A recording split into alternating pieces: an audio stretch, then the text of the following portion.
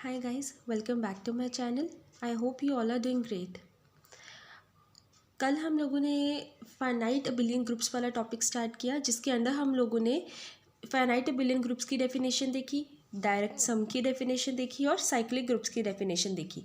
ठीक है, तो अब हम लोग इन्हीं तीन डेफिनेशंस को यूज़ करके हमारी एक बहुत ही इंपॉर्टेंट थ्योरम को प्रूव करेंगे, that is fundamental theorem of finitely generated abelian groups. ठीक है, तो आज हम लोग इस थ्योरम के बारे में बात करेंगे। इस थ्योरम को हम लोग structured theorem of finitely generated abelian group भी बोलते हैं। ठीक है, तो एग्जाम में अगर दोनों में से कोई भी स्टेटमेंट आती है तो आपको सेम प्रूफ ही करके आना है वहाँ पे। ओके, तो सबसे पहले तो हम लोग इसकी स्टेटमेंट देखते हैं। Let A be a finitely generated abelian group, then A can be decomposed as a direct sum of a finite number of cyclic groups Ci, precisely A is equals to this. तो अब इसका मतलब क्या है कि अगर हमें given है कि ए मेरे पास कोई फाइनाइटली जनरेटेड अबिलियन ग्रुप है। फाइनाइटली जनरेटेड अबिलियन ग्रुप का मतलब क्या हो गया कि सबसे पहले तो जो ए है वो अबिलियन होना चाहिए, यानी कि A B is equals to B है, जो कि हम लोगों ने कल डिस्कस किया था यहाँ पे। ठीक है, वो कॉम्यूटेटिव होना चाहिए, प्लस उसमें फाइनाइट नंबर ऑफ एलिमेंट्स होने चाहिए। ठीक है, इसलिए हम लोग ए को क्या बोलेंगे, फाइनाइट अबिलियन ग्रुप। तो अगर हमें ये चीज़ गिवन है कि ए क्या है, मेरे पास कोई फाइनाइटली जनरेटेड अबिलियन ग्रुप है, तो हम ए को डिकम्पोज यानी तोड़कर लिख सकते हैं किस फॉर्म में, डायरेक्ट सम की फॉर्म में। और उस डायरेक्ट सम वो किस किस चीज़ का होगा, साइक्लिक ग्रुप्स का होगा, finite number of cyclic groups का। और साइक्लिक ग्रुप्स को हम लोगों ने किसके साथ डिनोट किया है, दैट इज सी आई के साथ, जिसमें जो आई की वैल्यू है वो 1 2 3 अप टू के हम लोग लेके चल रहे हैं। ठीक है, यानी कि ए मेरे पास कोई फाइनाइट जनरेटेड अबिलियन ग्रुप है। अगर ए मेरे पास फाइनाइट जनरेटेड अबिलियन ग्रुप है तो हम उसको क्या कर सकते हैं, डिवाइड करके लिख सकते हैं डायरेक्ट सम में। और डायरेक्ट सम वो किस चीज़ का बनेगा, finite number of cyclic groups का। Done, such that either C1 C2 up to Ck are all infinite.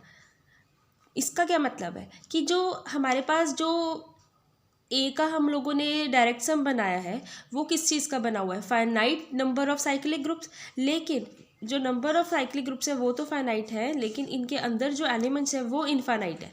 जैसे C1 है, इसके अंदर इनफाइनाइट नंबर ऑफ एलिमेंट्स है, C2 के अंदर इनफाइनाइट नंबर ऑफ एलिमेंट्स है।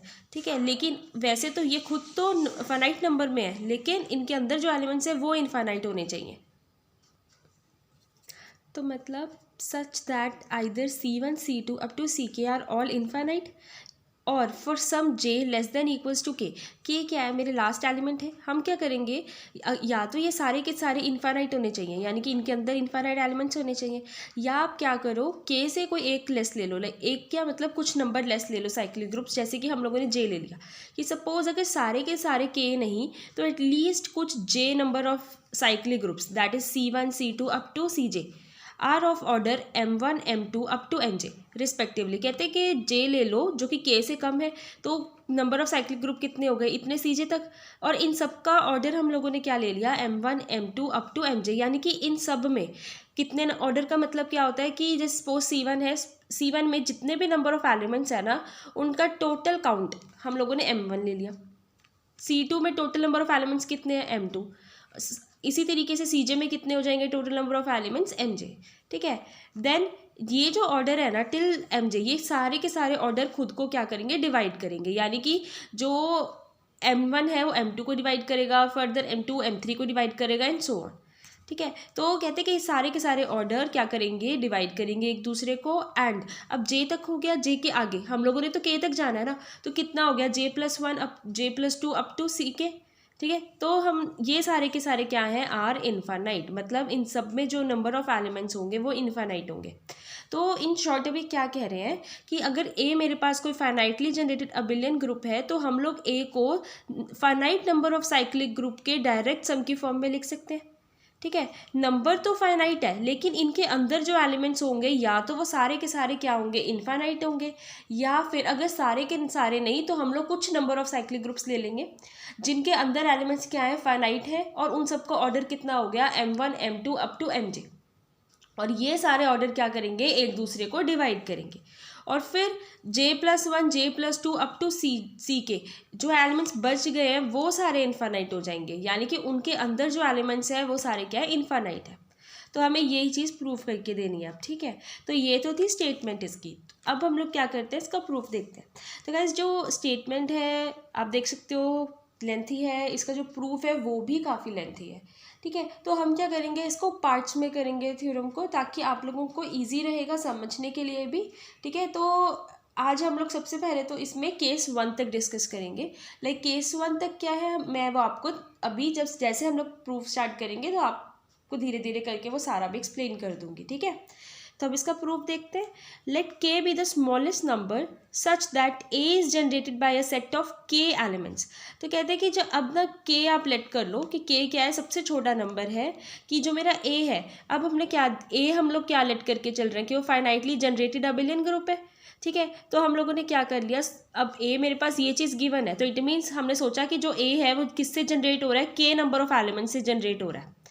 के क्या है, मेरे पास स्मॉलेस्ट नंबर है, मतलब सबसे छोटा नंबर के है, और मेरा जो ए है जो कि फाइनाइटली जनरेटेड अबिलियन ग्रुप है वो जनरेट हो रहा है के नंबर ऑफ एलिमेंट्स के साथ, ठीक है। We will use induction on K to prove the theorem. अब हम क्या करेंगे, इसी के ऊपर इंडक्शन अप्लाई करेंगे। अगर आपको याद हो तो इंडक्शन में 3 स्टेप्स चलते हैं हमारे पास, दैट इज के इज इक्वल्स टू 1, ठीक है। इस तरीके से हम लोग उसको 3 स्टेप में लेंगे। तो सबसे पहले हम लोग के इज इक्वल्स टू 1 के लिए प्रूफ करके देते हैं। A is generated by a single element. अब हम लोगों ने क्या लिया कि जो ए है वो जनरेट हुआ है के नंबर ऑफ एलिमेंट्स के साथ। अब अगर मेरे के की वैल्यू ही 1 है, इट मीन्स जो मेरा ए है वो जनरेट हुआ एक सिंगल एलिमेंट के साथ, ठीक है। और हम लोगों ने साइक्लिक ग्रुप की डेफिनेशन देखी थी कि अगर कोई ग्रुप सिंगल एलिमेंट के साथ जनरेट हो रहा है तो वो सिंगल एलिमेंट क्या हो जाता है, उसका जनरेटर बन जाता है, और वो जो ग्रुप है वो क्या कहलाता है, साइक्लिक ग्रुप कहलाता है, ठीक है। So A itself is a cyclic group. अगर मेरा ए सिंगल एलिमेंट के साथ जनरेट हो रहा है तो इट मीन्स मेरा जो ए है वो क्या है, साइक्लिक ग्रुप है, ठीक है। तो अब यहाँ पे तो मेरी थ्योरम ही प्रूफ हो गई। कैसे, हम लोगों ने, हमें गिवन था कि मेरा जो ए है वो फाइनाइटली जनरेटेड अबिलियन ग्रुप है, हमने प्रूफ कर दिया कि जो ए है वो साइक्लिक ग्रुप भी है क्योंकि वो एक ही एलिमेंट से जनरेट हो रहा है। तो यहाँ तक तो मेरी ये थ्योरम तो प्रूफ ही हो गई, यहाँ पे तो प्रूफ हो गया। अब सेकेंड हम लोग क्या करेंगे, अज्यूम करके चलेंगे कि के की वैल्यू अगर मेरी 1 से ज़्यादा है, ठीक है, तो मेरी थ्योरम क्या कर रही है, होल्ड कर रही है, मेरी थ्योरम बिल्कुल ट्रू है यहाँ पे। लेट के ग्रेटर देन इक्वल्स टू 1, तो ये मेरा सेकेंड है, ठीक है। Assume that theorem is true for all groups which are generated by a set of K minus 1 elements. सबसे पहले में हमने लिया कि के की वैल्यू क्या थी, 1। अब सेकेंड में हम लोग क्या करते हैं, इंडक्शन के प्रोसेस में अज्यूम करके चलते हैं। तो हम लोग ये अज्यूम करके चल रहे हैं कि के माइनस 1 एलिमेंट्स के लिए मेरी ये थ्योरम क्या कर रही है, ट्रू है, ठीक है। अब थर्ड केस पे आ जाओ। अब के माइनस 1 के लिए हम लोगों ने प्रूफ कर दिया, अब हमें प्रूफ करके देना है कि के एलिमेंट्स के लिए क्या रिजल्ट होगा, ठीक है। तो now we will have to prove the theorem for K elements, okay. तो इसमें भी ना हमारे पास जो थर्ड पार्ट है, ये जो थर्ड पार्ट है मेरा केसेस में डिवाइड है, लाइक केस 1 एंड केस 2। आज हम लोग केस 1 डिस्कस करेंगे, ठीक है। First consider the case when A has a generating set this with the property that for all integers. तो अब सबसे पहले इसको ध्यान से देखते हैं। हम केस में क्या कंसीडर करके चल रहे हैं कि मेरे पास एक फाइनाइटली जनरेटेड अबिलियन ग्रुप है ए, ठीक है, और ये जनरेट किसके साथ हो रहा है, इसका जनरेटिंग सेट क्या है, ये that is A1 A2 A3 up to AK, यानी कि जो मेरा ए है उसके जनरेटर्स ये सारे हैं, मेरा जो ए है वो इन सब की हेल्प से बना हुआ है, कॉम्बिनेशन से बना हुआ है। फिर हम लोगों ने क्या किया, कुछ इंटीजर्स ले लिए, that is x1 x2 up to xk, ये सारे मेरे क्या है, इंटीजर्स है। जब मैंने ए को फॉर्म करना है, उसका जनरेटिंग सेट ये है, यानी ए इससे बना है, तो मुझे क्या करना होगा, इसको इसके कॉम्बिनेशन में लिख के दिखाना है। तो इसका और इसका कॉम्बिनेशन कुछ इस तरीके से आ जाएगा, that is x1 A1 x2 A2 x3 A3 and so on, that is xk AK। तो मेरे पास एक है जो वो कुछ इस तरीके से आएगा, ठीक है, जो कि किसके इक्वल है, इक्वल टू 0, और इसको मैंने क्या कर लिया, इक्वेशन 1 मार्क कर लिया, ठीक है। तो अगर ये मेरे पास इक्वेशन आ रही है तो इट मीन्स मेरा जो x1 है वो x2 x3 up to xk, ये सारी की सारी जो वैल्यूज़ है वो किसके इक्वल आ रही हैं, अगर 0 के इक्वल आ रही हैं। तो अगर ये 0 के इक्वल क्यों आ रही हैं, क्योंकि जो मेरा ये सेट है, ठीक है, ये लीनियरली इंडिपेंडेंट सेट होगा। समझ रहे हो कैसे, क्योंकि ये क्या है, मेरे पास जनरेटिंग सेट है, और जनरेटिंग सेट क्या होगा, लीनियरली इंडिपेंडेंट सेट होगा। और लीनियरली इंडिपेंडेंट की कंडीशन क्या होती है कि उसके साथ जितने भी आप इंटीजर्स मल्टीप्लाई कर रहे हो ना, वो सारे के सारे क्या होने चाहिए, 0 होने चाहिए। तो अगर मेरे पास लीनियरली इंडिपेंडेंट गिवन है कि मेरा सेट लीनियरली इंडिपेंडेंट है, तो आप उसके साथ जितने मर्जी इंटीजर्स लगा लो, उन सब की वैल्यू क्या होगी, 0। तो इसी वजह से मेरे पास ये जो चीज़ है वो सारी की सारी किसके इक्वल आ गई, 0 के इक्वल आ गई।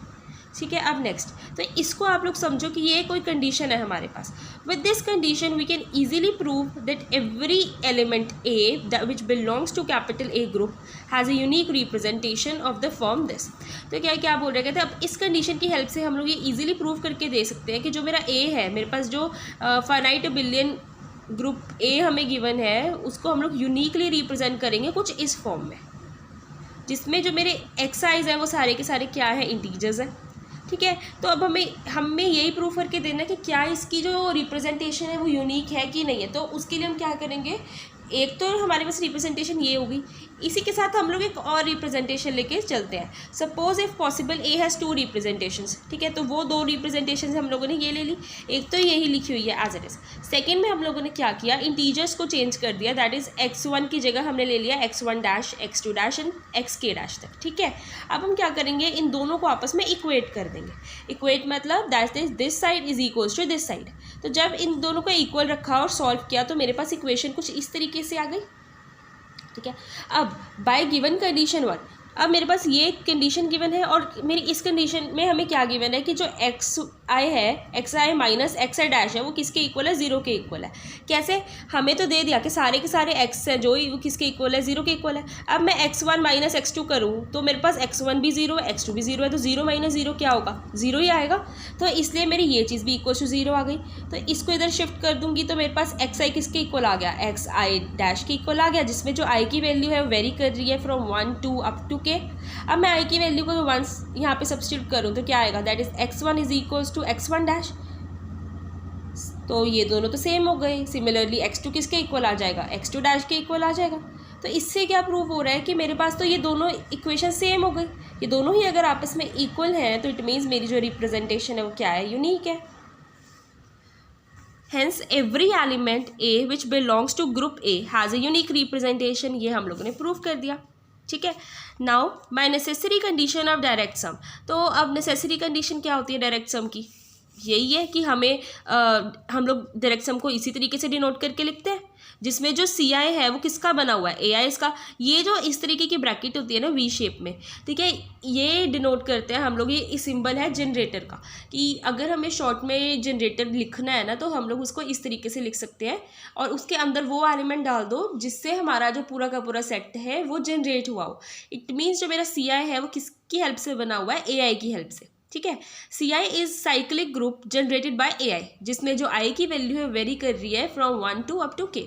ठीक है, where if X I A I is equals to 0, कहते हैं अगर मेरा X I A I equals to 0 हो जाए, ठीक है, और बाय गिवन कंडीशन मेरी जो एक्स आई है वो इक्वल्स टू क्या है, 0 है, और मेरी गिवन कंडीशन कौन सी थी, ये वाली, कि आई की वैल्यू अगर मैं 1 2 3 अप टू के सब्सटीट्यूट करती हूँ तो सारी की सारी वैल्यूज़ किसके इक्वल है, 0 के इक्वल है। और मुझे यही कंडीशन तो यहाँ पे गिवन है, दैट इज एक्स आई क्या है, किसके इक्वल है, 0 के इक्वल है। तो जो ऑर्डर ऑफ ए आई होगा वो भी क्या होगा, इन्फानाइट होगा। मतलब ए आई में भी बहुत, ए आई में अगर मैं डालूँ that is A1 A2 A3 up to AM so on, तो वो सारे भी क्या है, इन्फानाइट नंबर में है मेरे पास। ठीक है, this implies C1 C2 up to CK are infinite cyclic groups. तो हमें यही चीज़ वहाँ पे प्रूव करके देनी थी ना, कि अगर मेरे पास ए कोई फाइनाइटली जनरेटेड अबिलियन ग्रुप है तो हम लोग उसको डिकम्पोज करके लिख सकते हैं finite number of cyclic groups की उसमें डायरेक्ट सम में। और नंबर ऑफ साइक्लिक ग्रुप्स तो फाइनाइट है, पर हर साइक्लिक ग्रुप के अंदर जो एलिमेंट्स हैं वो क्या होने चाहिए, इन्फानाइट होने चाहिए।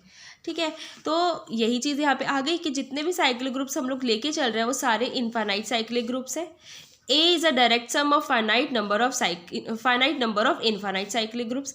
यही तो मेरा केस 1 था। मतलब केस 1 में हम लोगों ने क्या प्रूफ किया, केस 1 में हम लोगों ने ये दिखाया कि सारे के सारे जो सी आईज हैं वो इनफाइनाइट है। ठीक है, और जो मेरा ए है हम लोग उसको finite number of cyclic group की डायरेक्ट सम में लिख सकते हैं। ठीक है, और सेकंड केस में अब हम लोग क्या प्रूफ करके देंगे कि अगर सारे के सारे नहीं तो एटलीस्ट जे, इतने तो जे हैं उन वो फाइनाइट है और उनका ऑर्डर क्या करता है, एक दूसरे को डिवाइड करता है। और जो जे से बड़े साइक्लिक ग्रुप्स होंगे वो सारे के सारे क्या होंगे, इनफाइनाइट होंगे। अब सेकंड केस में हम लोग ये चीज़ प्रूफ करेंगे। ठीक है, तो गाइज़ ये यहाँ तक था मेरा केस 1, ठीक है। तो अगर आप लोगों को कुछ भी नहीं समझ में आया या फिर कोई भी डाउट है, कुछ रिपीट करना है, तो आप लोग प्लीज़ मुझे कमेंट सेक्शन में लिख देना, मैं आप लोगों को वो चीज़ दोबारा से एक्सप्लेन कर दूँगी, ठीक है। तो पर प्लीज़ आप लोग एक बार यहाँ तक रिवाइज़ ज़रूर कर लेना, ताकि आप लोगों को आगे का जो हम लोगों को कंटिन्यू करना है वो आपको ईजिली समझ में आ जाएगा। Okay guys, thank you.